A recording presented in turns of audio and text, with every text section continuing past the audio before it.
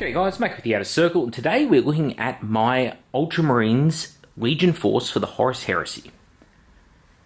So, first thing that you're probably going to notice is, well, my Ultramarines, they don't look anything like this.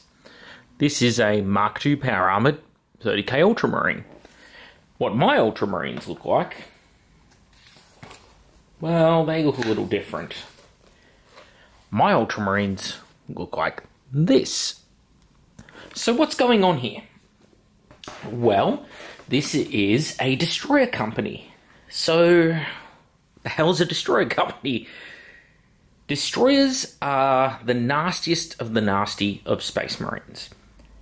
So, Space Marines are already enhanced humans. They are superhuman with extra organs, built-in immunity to certain chemicals, resistant to radiation,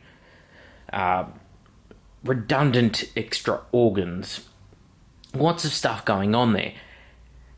But even with that, the weaponry these guys use will kill them. It is nasty stuff. Chemical, biological, radiological, those are the weapons these guys fight their wars with. And the theme with this force is based upon that. But why Ultramarines in particular? Why, of all things I could pick, did I pick the Legion that's probably least known for being destroyers? Well, it all has to do with a couple of chapters of short story in Book 5 Tempest. That's this black book right here I was just showing pictures from. In this book, it talks about how a destroyer company, the 22nd Nemesis chapter, was mustering in the hills of Calth. So a chapter, immediately I say 22nd Nemesis chapter, and people say, well, the Nemesis chapter in 40k looks nothing like this. Well, that's because the Nemesis chapter in 40k are the descendants of these guys. A chapter in 30k Ultramarines is kind of like a company is to a chapter in 40k. So these guys are a subdivision of the Ultramarines, and they specialise in that really nasty warfare. And on Calth, they were getting all their equipment together at the muster. So what even was the muster at Calth? Well, essentially it was the Ultramarines pulling in all their little units, you know, tactical squads sent off here, or a company sent off there. Well, they pull them all back together and reorganise. Now, normally this is done somewhere like a barracks or a parade ground, that kind of thing. The problem is, well, you've got units loaded up with chemical shells and bio-warfare and things like that. You don't really want those at the local playground oval setting up, do you? No. You save that stuff and you put it somewhere safe, like up in the mountains. So that's what they did. They had a staging point high up in the mountains, isolated, well away from anyone else on Calth. Now, it didn't hurt that Guilliman didn't really like these guys. They served a purpose to him. Destroyers are what you send in to crush some crazy Xenos species. Something that regular bolt guns, they could kill, but it's all too hard. You want to purge the thing from ever existing. That's what destroyers are for. But Guilliman, he's an empire builder. And he wants to make things better and conquer worlds and adapt and form societies. He doesn't want irradiated, useless wastelands. And that's what these guys create. So they're sitting up there in the hills on Calth, minding their own business. And that's when they get struck by hordes of word bearers, namely Gal Vorbak and Marigal Dreadnoughts. So first generation possessed, the nastiest possessed. And possessed Contemptor Dreadnoughts. Not the two things you want to be running into at any time. Now, there's a difference here. You see, where the Wordbearers got the drop on the Ultramarines in the cities of Calth and down in the shipyards and up in orbit, well, in this instance, they didn't really get the drop on them, because these Ultramarines are a lot more pragmatic than other Ultramarines. You see, when you're a standard line Space Marine and some sort of Wordbearer's Marine or Terminator or Gal Vorbak charges you, all you have is a bolt gun. When one of those things runs at these guys, they put their little hands together like that meme, rub them with glee, and then douse them in uranium and petrol and set the fucker alight. And that's what made me want to build this force. These guys are badasses. It's that simple. So, the force is designed to evoke that image of a shoot-and-scoot army, as it were. They have jump packs, they've got some mechanization, but they don't have assault guns. They have artillery, and their artillery is based around that Phosphex theme, delivery systems for radiological weapons, and for, you know, the white fire or the green fire. So, in this instance, we'll start with the super heavy, and we'll work our way backwards through the force org chart. I chose a Legion Minotaur up the back there.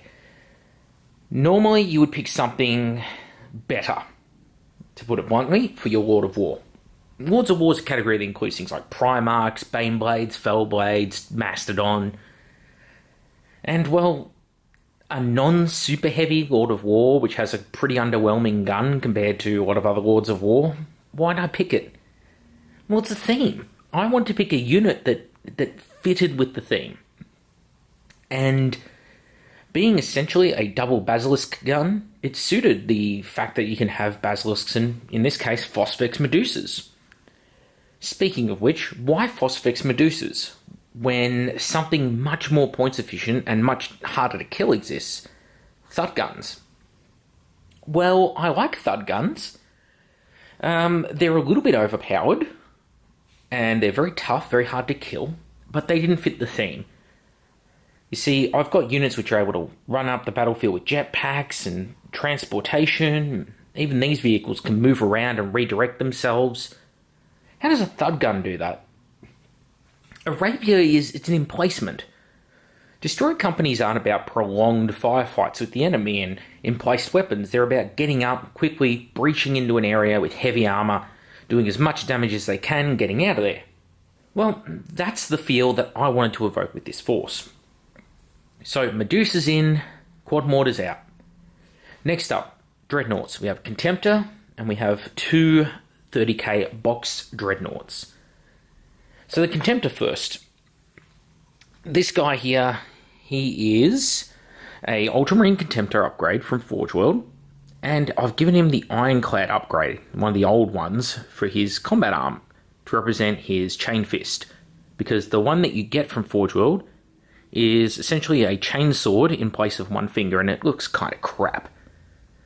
But he embodies a lot of the aspects of this force. Very dull, diluted bronze golds, as opposed to regular, shining, bright golds. I wanted to evoke that feeling like a layer of soot and char from the nasty weapons they're using has settled on everything. And it's only the sort of silvers that will ever stand out, and even then not greatly, because they're burnished and polished from being used.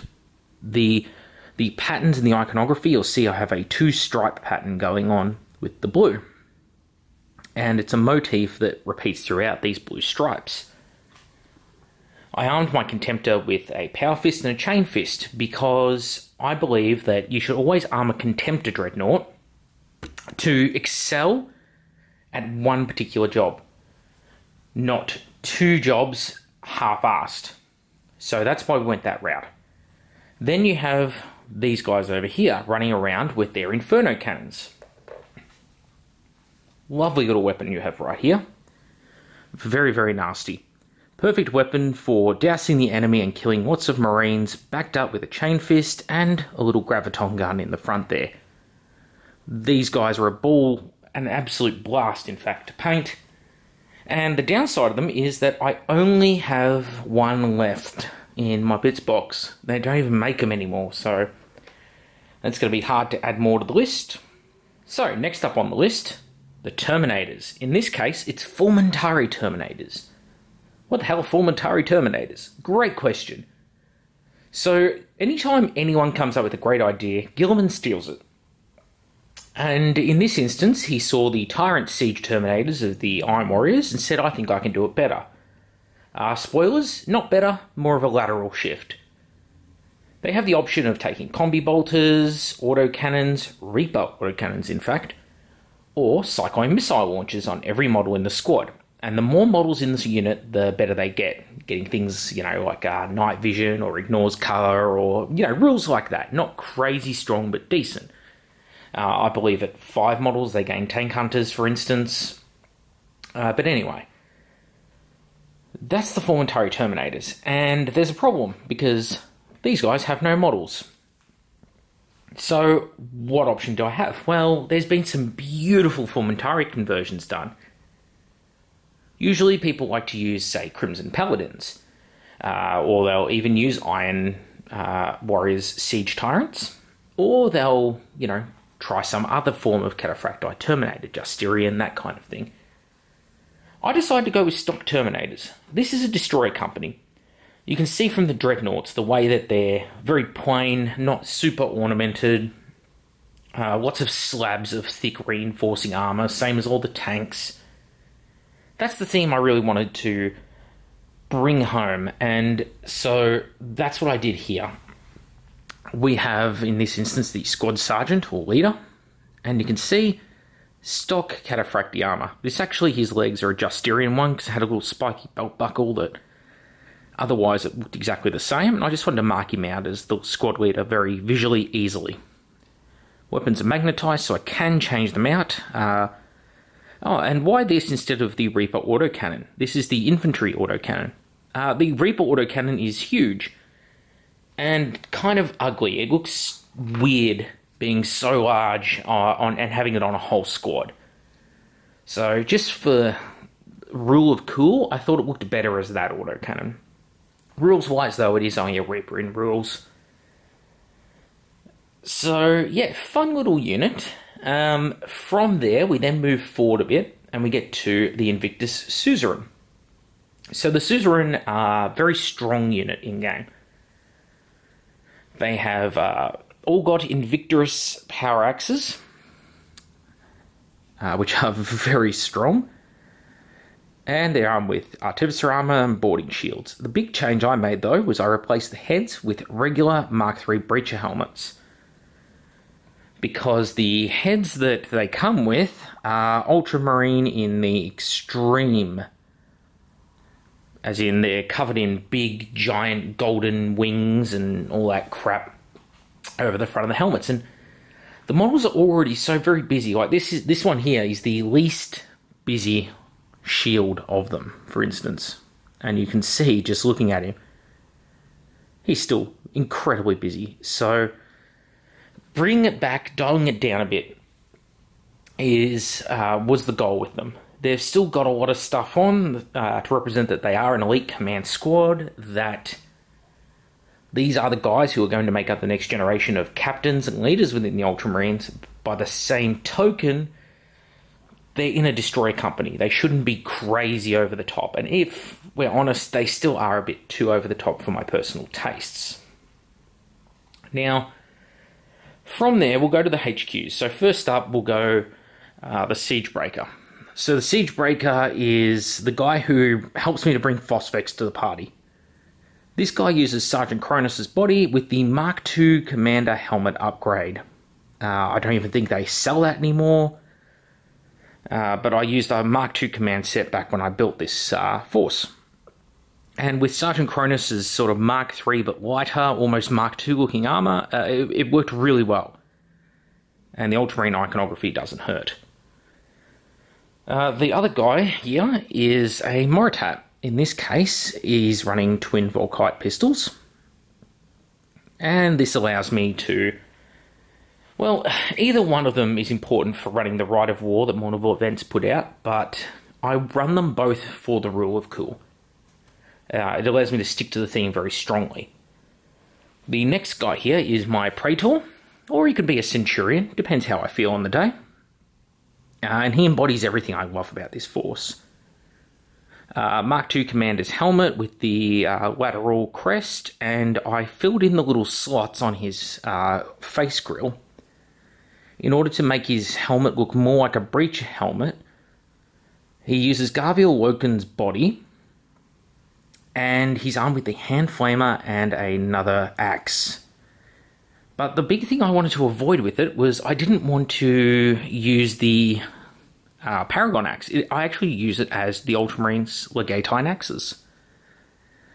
So, yeah, that's cool. And I believe the backpack is Chaplain Cassius, who I have the model there. It's going to be the chaplain in this army, but so far, no need. Doesn't really fit the theme too well. And this guy here, he can play as a Legion Herald, but I never use him for that. I use him as just the Ancient, the standard bearer for the Force. And he's the only guy without a helmet, and he was actually the first model painted for the army. So he has a very pale skin tone with a little bit of green and purple mixed in there, just to suggest that maybe he's a bit unwell, that all this exposure to radiation has damaged him. And it's probably a good time to talk about the base. So this model came standing on a tactical rock. I've blended it into, this is, I believe, part of Tylos Rubio's base, with bits of Gal Vorbak on there. So again, talking about the theme. And I've introduced a lot of pigments and powders into the base in order to simulate the sort of force that they are and where they're fighting. So they're fighting up in the hills, up in the mountains, lots of rocks, things like that. The weapons they're using are burning and scorching the ground and leaving behind traces of chemicals and such. So I used a lot of reds and greens in the bases. Lots of oxides and weathering powders in order to try and suggest the sort of nature of the ground that they're fighting upon. With the Dreadnoughts, went for a lot more big rocks, because you imagine they'd be walking along all the rocky outcrops to support their weight, so they don't go down in a landslide or something down the hills. So the Ancient was probably, yeah, the most thematic and the most fun to paint, and then on top of that, we have the Destroyers on each side, so with jump pack flavour, and without. With the jump packs, so there's a Squad Sergeant here. Pretty basic design. Black and blue with Destroyer iconography on the arm and the 13th Legion numeral. And the same thing again with these boys over here.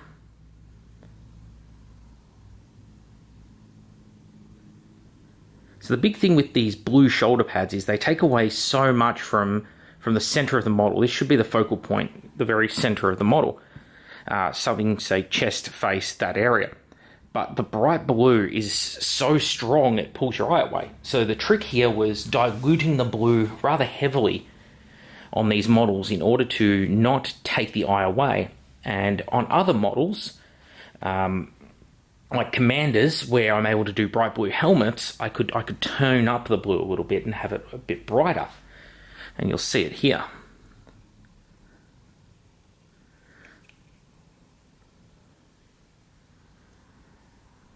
So you can see the blue in the Commander's shoulder pad is much brighter than the blue in the Destroyer Commander's shoulder pad. It just looks a little bit brighter, I think, because of the bright white Ultramarine iconography.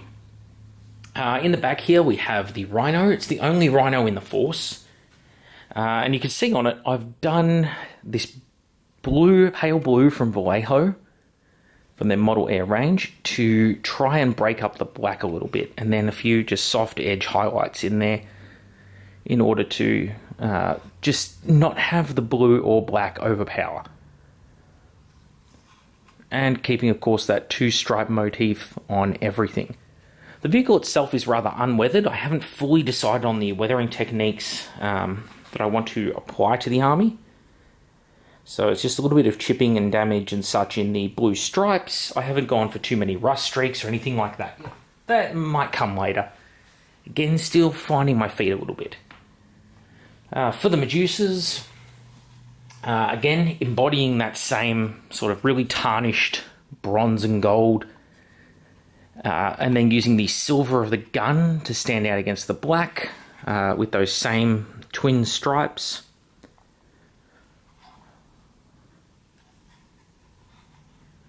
And then, of course, we've got the crew in the back who are handling, in this instance, we have radiation shells, phosphate shells, and high explosive shells next to them. Cat likes to call them piss shells because they're bright yellow, but I thought, well, what colour can I use to show what they are?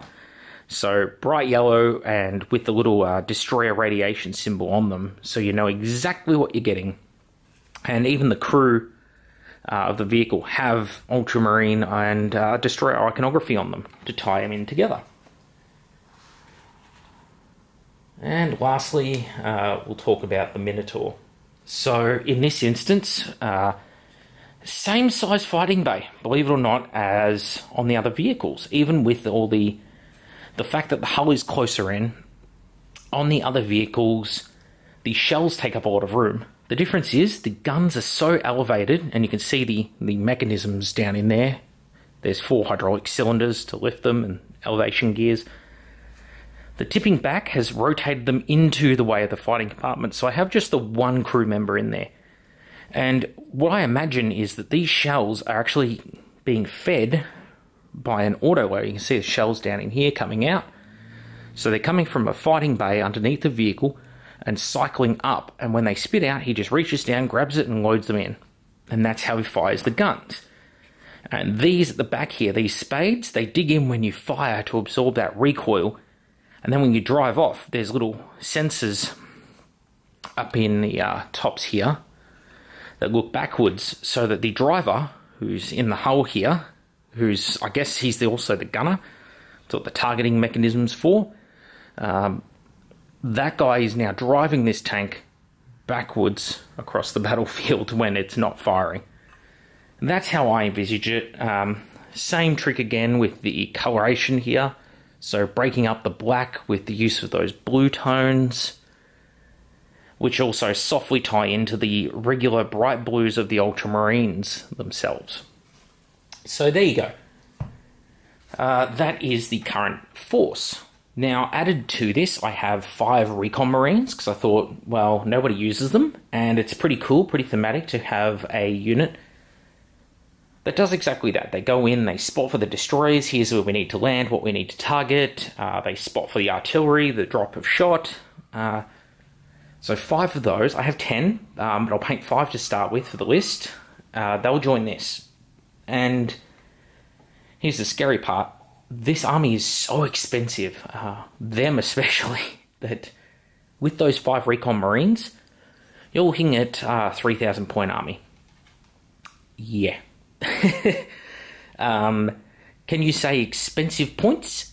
Because I sure can. If you really want to spend some points, a 10-man squad of these guys with Cyclone missile launchers, 10-man Formentari with Cyclones, is something like 740 points, fully upgraded. Whew, yeah. Even 5 of them's over 300. It's ridiculous. They're more expensive, I think, than any other unit, even though it's just 5 autocannons in the squad. And they're like 1 wound Terminators too, I think. So, crazy times. The other unit that I'm adding is a 10-man Ultramarine Breacher squad with sword and shield. So, very uncommon unit to see, because basically they're Breacher Marines with power swords, whereas Invictus Suzerain are Breacher Marines with Artificer armor and power axes that hit at initiative, that are strength 5, that automatically wound on rolls of 6 to hit. So they're infinitely better than a fucking power sword. And Invictus Suzerain are not much more expensive than Breachers. So that's why you don't see Ultramarine power sword Breachers. But I'm doing it anyway because I'm a glutton for punishment. So that's the direction I'm going to expand the force in. And I've had a lot of fun building it and playing up to that theme of the 22nd Nemesis chapter Destroyer Company. A last thought on the paint scheme as well. So, as I mentioned, it's painted black, and I've used a lot of light blues and greys in order to break up the uniformity of the black and give it some visual depth. That said, the black is not a necessarily rewarding colour to paint. So I highly advise people to do some test models if you want to try out a scheme for this for yourself before you do it. And there are certain legions it works so well with, such as Emperor's Children.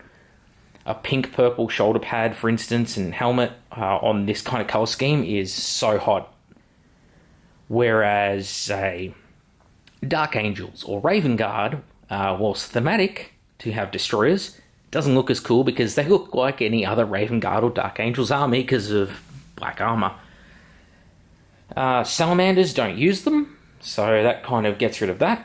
But a force like the Death Guard or the Alpha Legion with their beautiful metallic blues, the Death Guard with their rich greens, they could all look good in the colour scheme, and both forces could utilise them well. The Ultramarines do not have rules that benefit destroyers at all. Iron Warriors, yeah, they got some good rules. Death Guard, especially good rules. Raven Guard, great rules. Things like Furious Charge, stacking with rad grenades on jump troops, or Infiltrate and regular destroyers. Really cool bonuses. So that's some of the legions you could try out. Anyway, this is the sort of hobby I love doing, and I could have put out a video today talking about new releases from Forge World or new game modes for the Horus Heresy, and I guess I will, but this is more important to me. This is the material I want to create and talk about. I want people to do this. You know, you paint better than me, paint worse than me, it's not the point. I've taken a short couple of paragraphs from this book that talks about a pretty cool incident, and I've tried to recreate it. I've tried to live that reality to make that event come to life. So if I play a friend like Adam who has word bearers, we can reenact that battle. Those are the things that make Horus Heresy fun, and that's why people do it.